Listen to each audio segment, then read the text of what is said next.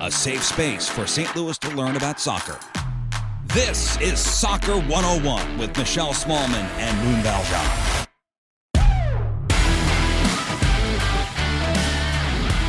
Welcome into Soccer 101. It's the safe space for St. Louis to talk about soccer. Michelle Smallman and Moon Valjean are your hosts. And Moon, I never realized the intense alliteration in that sentence as we open the podcast every week. The safe space for St. Louis to learn about soccer. That's a lot of S's. Yeah, and then Moon and Michelle. It's S. It's oh no, I was about to say it's S&M, but whatever. Some weeks more than others. We get beaten by the opponent, I guess. Yeah, for sure. But it's been a heck of a week for St. Louis City and all of us in town as soccer fans. Holy smokes! Did you get to watch any of the matches, the U.S. Open Cup match or the last MLS match? I was able to watch the last match, the MLS match versus the Rapids, but unfortunately, I did not get to watch the the U.S. Open Cup yesterday, even though I know City had an unbelievable showing 5-1 over Union Omaha. But I'm assuming you got to watch both? No, I didn't get to watch the Union Omaha match, but I had some friends that went down there and they did set some records. Let's get into that in just a minute. But before that, let's do a little bit of housekeeping as far as St. Louis City SC and what they've got going on. Off the pitch. First is City have loaned forward Samuel Adeniran to USL side San Antonio FC. So he is going down a league. It's a loan out. And honestly, it's to get him some minutes. He's played, I believe, maybe 4 matches this year as a sub. Hasn't super impressed, but the guy's got a lot of skill and a lot of potential, which is probably why, listen, we can't use you right now, but you're good and you need to get some minutes under your belt instead of just sitting on the bench. So they're sending him away to hopefully get good and come back later. So Adeniran loaned to USL side San Antonio FC. What else we got going on in the office? Well, we also got a big news on the business side of things. We have a new person who's going to be the president and general manager of City. He comes from Manchester City, as you know. I was going to say, Moon, I'm sure you're very well aware of Man City as a Man United fan. So I don't know how you're going to take this news, but we were trying to Google how to pronounce his name. Hopefully by the time this hits air, we will have heard a statement from the club, so we will know exactly how to pronounce his name. But Diego, we're assuming it's Gigliani or Gigliani. One of those three, but Diego, he's going to be the president and GM of City. He's going to handle the business activities of the club, the day-to-day business activities of the club. And Carolyn Kindle is still the CEO. She's going to shift her focus, to long-term projects. And Gotcha. As far as the sporting side of things, that's going to remain Pat Lutz Vonensteel. He's still going to handle all of the aspects of City's operation on the sporting side. But Gotcha. He's got quite the resume, Moon. He is from Argentina. He went to college in America, 2 pretty impressive places, Boston University, and he got an MBA from Wharton. And he was with City Football Group for 10 years. And in addition to Man City, as we mentioned, they also run New York City FC in the MLS. So he has experience in all different walks of professional soccer, and he's going to bring a lot of that to City. So I think it's a pretty big and important hire. Yeah, that's great. And I'm sure you said his name right. I'm hoping I'm hoping one of the 3. Oh my gosh, I hope it's Gigliani, just so I can hear people say Gigliani. Like that's way cooler, and it puts you in a happy mood when you say it, Giggly. Well, I was looking at different what I do, Moon. Some sports send over pronunciation guides, but when they don't, I like to go to YouTube. And with a player, it's easy because you can watch highlights and see how his name is pronounced. But here I found 3 different iterations of it. And one was Higliani, Gigliani, or Gigliani. I have no idea. I like them all. Well, you said you got to watch the last MLS match with City, and it was City versus Colorado. They played to a draw on Saturday night following an action-packed encounter at Dick's Sporting Goods Park that is over in Colorado. They're playing at what do you call it? At altitude. And if you've ever played soccer in altitude and you're not used to it, it is a different game, man. It's a different game. And you can see some guys out there that are in good shape that were huffing and puffing a little bit more than usual. So the Rapids, not a great team this year, but they have the advantage there because they're used to training and playing up in the mountains, up on a higher elevation. They do have an absolute star of a player. And man, he ran us ragged in the first half. It was tough to watch. I don't know about you, but it was not good for my heart. Did you have a difficulty watching that first half?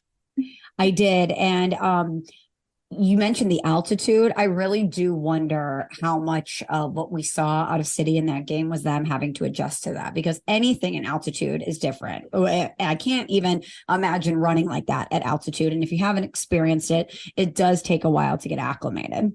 Yeah, it's tough, but it was a tough match. They came out with a point because they had a draw. Honestly, probably not deserved. They had their butts handed to them in the first half. Couldn't string any plays together. Really got worked. Colorado largely threatened throughout that first half, forcing Bürki to make save after save after save, and he made probably 3 or 4 saves that are going to make the highlight reel, if not for this month, for possibly the whole season. And honestly, I turned to my wife at one point and I said, I don't care if we lose 5-0. The MVP of this match is Bürki.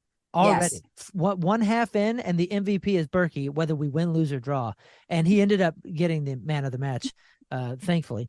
As he should have. Yeah, so I didn't look so stupid, 50 minutes later. I was like, he better be, I was arguing for it just so I didn't look dumb in front of my wife.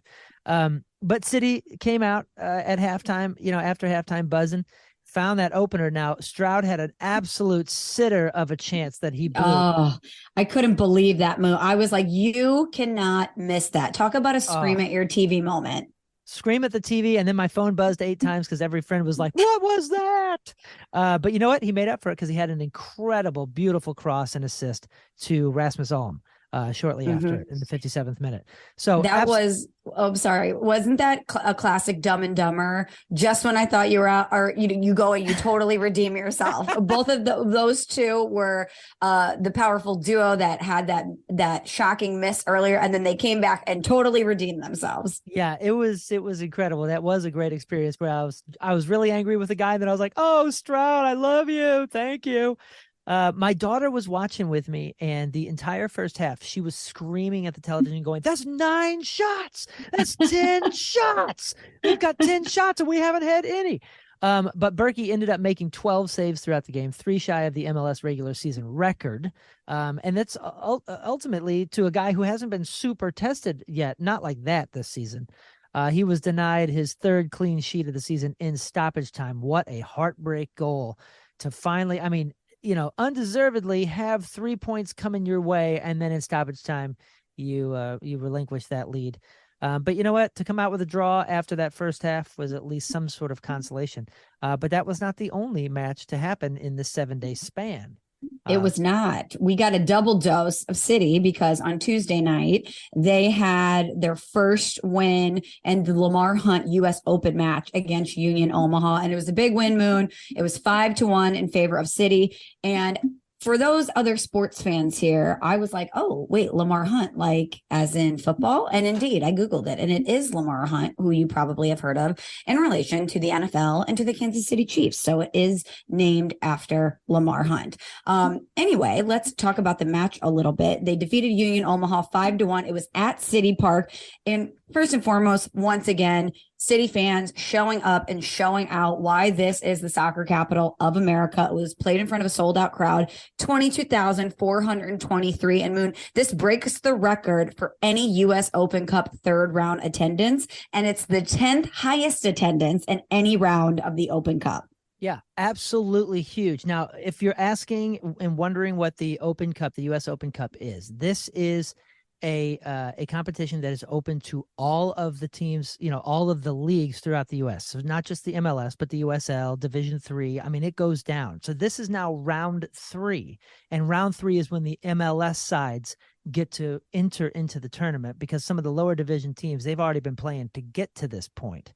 But yeah, like you said, an attendance record that was like 3,000 or 4,000, or maybe even more, over the last attendance record that hadn't been touched in a number of years. So St. Louis breaking records again. It was an incredible match for all my buddies that went down and watched it. They said it was energy. Just action-packed, super fun, 5-1.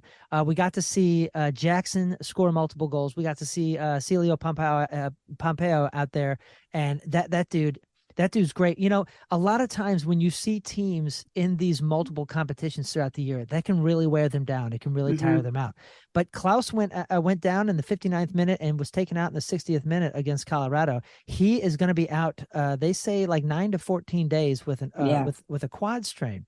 So this is a great opportunity in these multiple competitions. Instead of wearing our guys out, this is giving the guys that are subs or maybe not even getting that many minutes, more minutes. This is a great opportunity for coaches to see some of the players, some of the second liners, some of the third liners in real action, in real pressure situations. So this is great for Perez, the Aziel Jacksons, the Celio type players.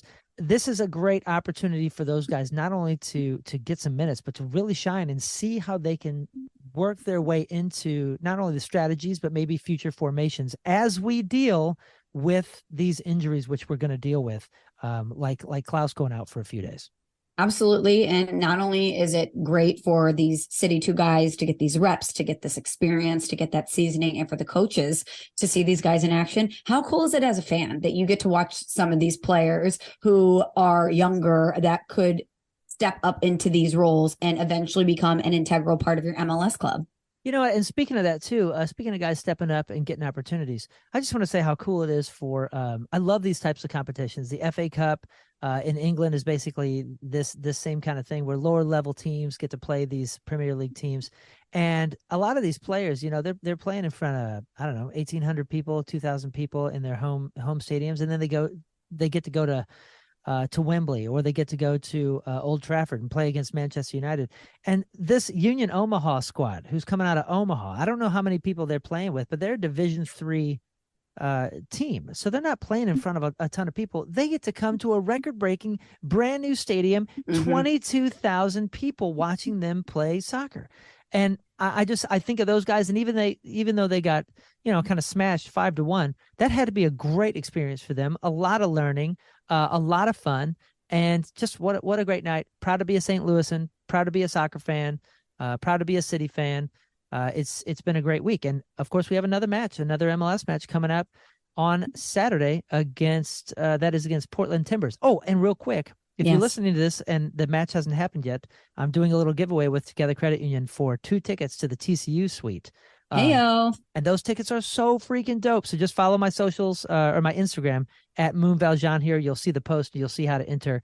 And we're picking the winner on Friday. So if you're hearing this before Friday, get in on that, because those seats are the ones that my son and I sat in. And wow, perfect. Quick question, Moon. Am I eligible? Yeah, of course. You're going to be in town? I would fly in for those seats, but with all joking aside, you need to follow Moon. First of all, if you're listening to this podcast and you're not following Moon on socials, what are you doing? Be sure to smash that follow button and follow Moon. But those are incredible seats. Together Credit Union is such a great partner for not only Moon, but for City, and you will have a great time. So follow him and enter to win. Absolutely. So we were talking about Klaus being out, and we've been talking about their formation and how the team has been doing that real, counterattacking, get the ball up to our strikers. They've been incorporating some wing play and different things, but it's going to be interesting to see now that Joe Aquini is really taking a lead up front. He's playing a lot with Klaus. How they're going to work different formations over the next couple of weeks. And our word of the week is the word of the week. The word of the week is formation, because you're going to be hearing that a lot. I'm assuming you're going to hear it anywhere and everywhere if you're new to soccer, not only with St. Louis City and the MLS, but if you're a Ted Lasso fan, which is getting a lot of people into soccer. If you're caught up, they've been talking about changing their formation, and they've been playing a 4-4-2 pretty much for 3 seasons. They're about to change it. Spoiler alert. But the 4-4-2 is what it sounds like. Basically, a formation is exactly how the team is formed, so everybody knows what their roles are. So if it says, a 4-2-4, that means 4 defenders, 2 midfield players, and 4 attackers. The 4-4-2 that I'm talking about is probably the most common. We've mentioned this in the podcast before. So that's 4 defenders, 4 midfielders, and 2 attackers. The 2 wide midfield players act as wingers when their team attacks. A line of 4 defenders and 4 midfield players feed 2 forward players like Klaus and Gioacchini. The forwards both run back for defense and search for space and attack. Now, typically with our counterattacking, you're going to see Klaus and you're going to see Gioacchini and those kind of guys come back to maybe half, and maybe one of them will kind of sink back and play a bit more of a midfield position there.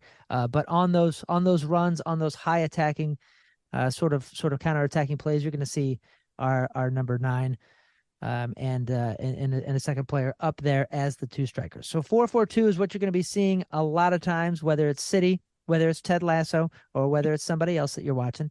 And I just wanted to explain that because people have been hearing it a lot and might feel a little weird about asking about it. Thank you, Professor Moon, for the word of the week.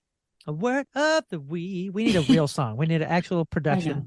I'm so sorry to anyone listening to this that I even try to sing. I just really want to prompt the actual rock star on this podcast to sing. But I do love Moon. I hate my voice. I do love that it is Soccer 101 and Ted Lasso informing the people out there about soccer. It really is growing the sport. And how cool. Like, what a great show. Have you watched it? Are you caught up?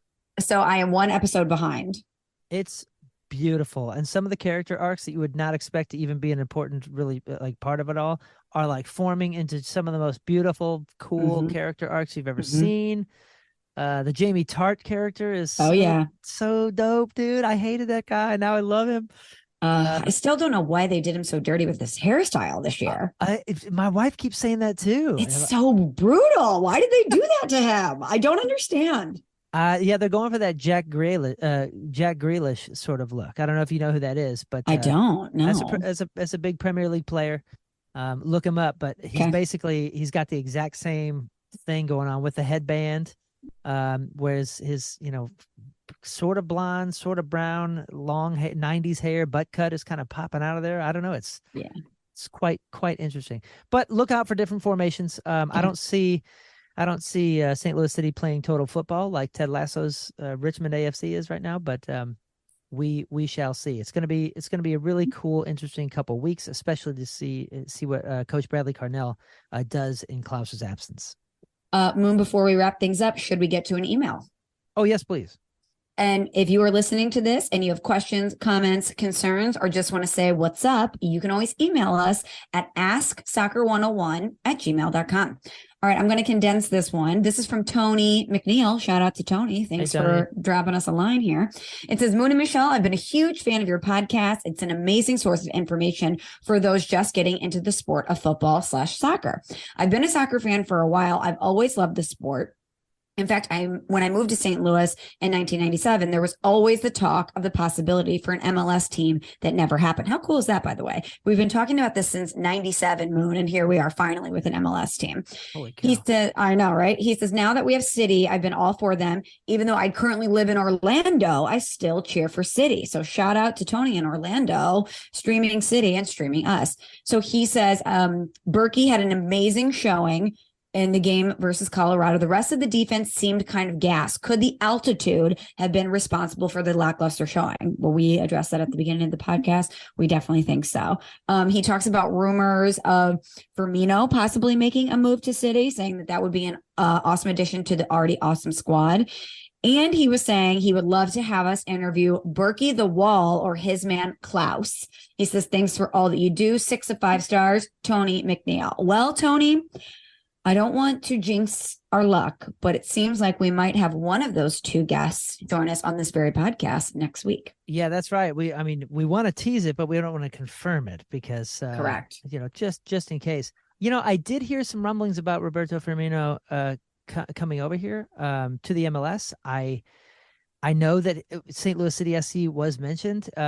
This would be an excellent place for the next stage of his career. I mean, I hate Liverpool, but I love their players because that guy is excellent, and they have had quite the dip, the fall from grace from their last couple of years. That dude is spectacularly talented, and I think he would be one of the best assets in the league as far as his positioning and what he could add to the MLS. So that's going to be a really fun thing to track. I haven't heard anything since like March about that though. So maybe I do a little bit of digging and I come up with something for the next episode. I really appreciate the heads up there because I really did forget about those rumors, but they are true. So he actually sent a link. Let me click on it. And the most updated link was 6 days ago, April 20th. This is from Liverpool.com. And it says that he was officially approached with an interesting option and he could transfer to MLS. Oh my gosh. Yeah. And you're right. It says that he was approached by MLS side St. Louis City SC ahead of his exit from the Premier League side this summer. Oh, holy smokes. Oh, wow. He scored 11 goals in all competitions this season, including 9 in the Premier League. Man, I would buy that jersey right away. Can you imagine adding him to this team already? Yes, I can. You know why? Because when we first heard that we were getting this team, everybody was always asking me like, "Oh my gosh, you're so excited!" Because remember, I was hosting like campaigns at Ballpark Village and doing all these things to try to get MLS to STL. So when it was finally announced and people were asking me how I felt, I refused. I refused to get excited. I refused to get anything because I'm from Missouri and I had to see it before I allowed my heart to get broken again. I had to see it. So when I walked into City Park for the first time, it was one of those like almost teary-eyed moments. It was emotional because I really did allow myself to just believe it. And now with that feeling, all these rumors, I can believe anything can happen now. I mean, if what we've got, if what we've been shown these last like 9-10 weeks from this team and the city showing out to all these things, I mean, I hate to be cheesy and emotional or whatever, but like I believe in everything now. I mean, anything can happen and I'm excited for it. Okay, so I'm reading this quickly, and if I can get you a little bit more excited, Moon, please hang on. Okay, let me click this. So it says that this is really interesting for 2 reasons. One, they have approached him about being the face of the franchise, and obviously they are emerging. They're off to a great start. So he knows that they're in a position to win and that he would be the face of the franchise. Number 2, and it seems like, Moon, when it comes to players, all roads lead to Lutz, because it says here that Lutz was working in the Bundesliga. Yeah, when he was there before Liverpool. That's right, exactly. When Firmino was in the league as well, and that because he was at Hoffenheim, right? Yes, exactly, exactly. Okay. And direct that connection. Lutz could factor in his decision a lot.